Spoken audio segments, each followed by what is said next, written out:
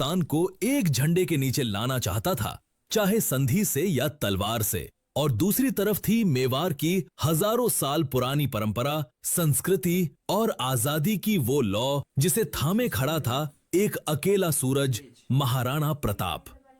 इस कहानी को समझने के लिए हमें समय में थोड़ा पीछे चलना होगा, उस दौर में जब दिल्ली का तख्त हिंदुस्तान की किस्मत लिख रहा था। 16वीं सदी का हिंदुस्तान एक विशाल शतरंज की बिसात जैसा था। अकबर एक माहिर खिलाड़ी की तरह एक एक कर रियासतों को अपने पाले में कर रहा था।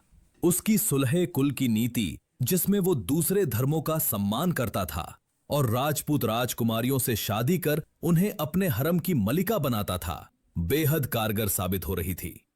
आमेर, बीकानेर, जोधपुर जैसे बड़े बड़े राजपूत घराने मुगलिया सल्तनत के स्तंभ बन चुके थे। इन राजाओं ने अपनी बेटियों और बहनों की डोलियां दिल्ली भेजकर अपनी रियासतों के लिए सुरक्षा और ऊंचे पद हासिल कर लिए थे। उन्हें लगता था कि बहती गंगा में हाथ धोना ही समझदारी है। अकबर की छत्र छाया में उन्हें जागीरें मिल रही थीं, मनसब मिल रहे थे और सबसे बढ़कर युद्ध का खतरा टल रहा था। लेकिन इस बिसात पर एक किला ऐसा था जो किसी भी कीमत पर झुकने को तैयार नहीं था। वो किला था मेवाड़ का और उसका राजा था महाराणा प्रताप। मेवाड़ कोई साधारण रियासत नहीं थी। ये बप्पा रावल और राणा सांगा जैसे योद्धाओं की भूमि थी, जिन्होंने सदियों तक विदेशी आक्रांताओं को धूल चटाई थी। यहां की मिट्टी में गुलामी स्वीकार करना नहीं लिखा था। यहां के लोगों ने अपनी आजादी को हमेशा अपनी जान से ज्यादा चाहा था। प्रताप के पिता महाराणा उदय सिंह अकबर की ताकत का स्वाद चख चुके थे। 1567 में अकबर ने खुद एक विशाल सेना लेकर चित्तौड़गढ़ को घेर लिया था। महीनों तक चले उस घेराव के बाद जब मुगलों ने किले की दीवारें तोड़ दी, तो राजपूतों ने इतिहास का सबसे भयंकर जौहर और साका किया। हजारों राजपूत वीरांगनाएं अपने सम्मान की रक्षा के लिए आग की लपटों में कूद गईं और हजारों राजपूत योद्धा केसरिया बाना पहनकर दुश्मन पर भूखे शेरों की तरह टूट पड़े और लड़ते लड़ते वीर गति को प्राप्त हुए। अकबर ने जीत के बाद चित्तौड़ में जो कत्लेआम मचाया, उसमें 30,000 से ज्यादा निर्दोष नागरिकों को मौत के घाट उतार दिया गया। यह घटना प्रताप के किशोर मन पर एक गहरे जख्म की तरह अंकित हो गई थी। उन्होंने अपनी आंखों से अपनी मातृभूमि को जलते और अपने लोगों को कटते देखा था। उन्होंने उसी दिन कसम खाई थी कि जब तक वो चित्तौड़ को वापस आजाद नहीं करा लेते, वो सोने चांदी के बर्तनों में खाना नहीं खाएंगे, मुलायम बिस्तर पर नहीं सोएंगे और महलों में नहीं रहेंगे। उनकी ये प्रतिज्ञा सिर्फ शब्द नहीं थे, ये उनके जीवन का एकमात्र लक्ष्य बन गया था। 1572 में जब प्रताप का राज्याभिषेक हुआ, तो उन्हें विरासत में कांटों का ताज मिला था। मेवाड़ का खजाना खाली था, सेना छोटी थी और ज्यादातर उपजाऊ भूमि पर मुगलों का कब्जा था। उनके अपने भाई जैसे जगमाल भी उनसे नाराज होकर अकबर की शरण में चले गए थे। चारों तरफ निराशा और हताशा का माहौल था।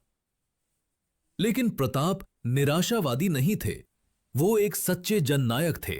उन्होंने महलों को छोड़कर अरावली के पहाड़ों और जंगलों को अपना घर बनाया।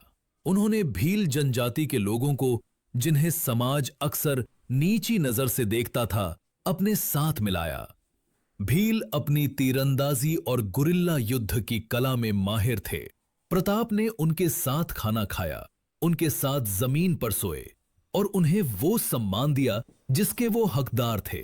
भीलों ने भी प्रताप को अपना देवता मान लिया और उनके एक इशारे पर जान देने को तैयार हो गए। राणा पूंजा भील उनके सबसे भरोसेमंद सेनापतियों में से एक बने।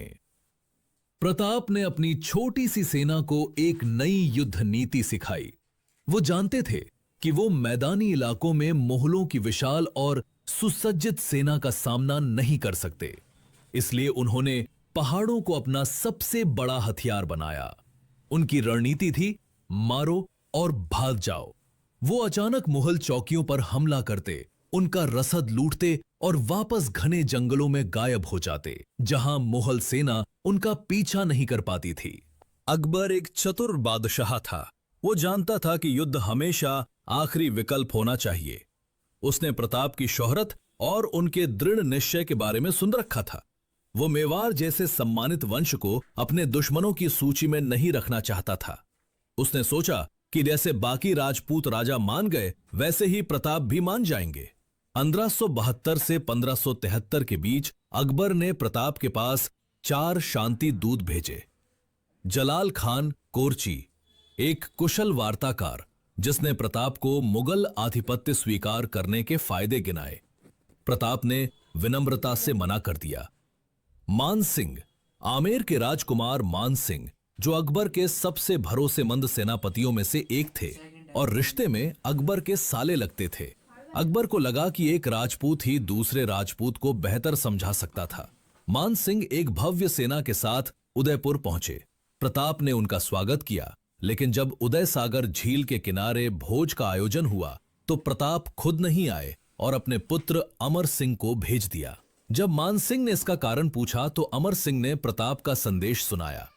मैं उस राजपूत के साथ भोजन नहीं कर सकता जिसने अपनी बहन एक तुर्क को दी हो और जिसके साथ बैठकर मैं अपना आत्मसम्मान खो दूं।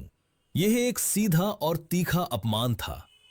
मान सिंह गुस्से से आग बबूला हो गया और जाते जाते धमकी दी, मैं तुम्हारे इस घमंड को युद्ध के मैदान में कुचल दूंगा। प्रताप ने शांति से जवाब दिया, जिस दिन आप आएंगे हम आपका स्वागत अपनी तलवारों से करेंगे। घुमाइए। पिता और आमेर के राजा वो भी प्रताप को समझाने में नाकाम रहे। राजा टोडरमल, अकबर के वित्त मंत्री और एक और कुशल रणनीतिकार, उन्होंने भी प्रताप को बहुत समझाया, लेकिन प्रताप का एक ही जवाब था, मेवाड़ की धरती पर सिर्फ मेवाड़ का झंडा लहराएगा। इन 4 असफलताओं ने, खासकर मान सिंह के अपमान ने अकबर के सब्र का बांध तोड़ दिया। अब यह मामला सिर्फ एक रियासत को झुकाने का नहीं, बल्कि मुगलिया सल्तनत की इज्जत का बन गया था। अकबर ने फैसला किया कि जो चीज संधि से हासिल नहीं हो सकी उसे अब तलवार से हासिल किया जाएगा। जब अकबर ने युद्ध का ऐलान किया तो उसने इस अभियान की कमान किसी और को नहीं बल्कि मान सिंह को ही सौंपी। ये एक सोची समझी चाल थी, राजपूत को राजपूत से लड़ाने की। मान सिंह के नेतृत्व में 80,000 से ज्यादा घुड़सवार, पैदल सैनिक, तोपखाने और जंगी हाथियों की एक अजेय समझी जाने वाली सेना अजमेर में इकट्ठा हुई। इस सेना में एक नाम ऐसा था जिसका खौफ दुश्मनों के दिलों में बसता था, बहलोल खान। बहलोल खान कोई आम सिपाही या सेनापति नहीं था। वो दिल्ली सल्तनत का सबसे क्रूर और ताकतवर योद्धा माना जाता था। वो एक पठान था जिसकी ऊंचाई और ताकत किसी दैत्य जैसी थी। कहा जाता है कि वो अकेले ही एक भैंसे को उठाकर पटक सकता था। उसका शरीर फौलाद की तरह था और उसकी तलवारबाजी का कोई सानी नहीं था। लेकिन उसकी असली पहचान उसकी ताकत नहीं, उसकी क्रूरता थी। वो जहां भी